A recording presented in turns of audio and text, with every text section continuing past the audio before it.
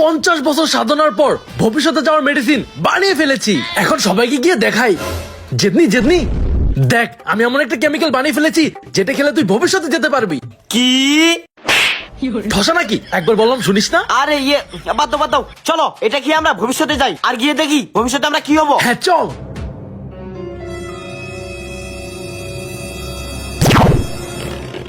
আরে চলে আসছি আমরা ভবিষ্যতে।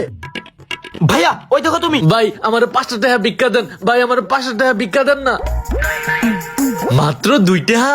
2 টাকা মাত্র হলো তোর কাছে? যা আগে কামাই কর। আগে কত কামাই করছি আমি। কেউ ভিক্ষা দেন ভাই, 10 টাকা 5 টাকা ভিক্ষা দেন, কেউ দেন। ভাইয়া ভবিষ্যতে তুমি ভিখারি হবা। এত হাসিস না, ওই দেখ তুই।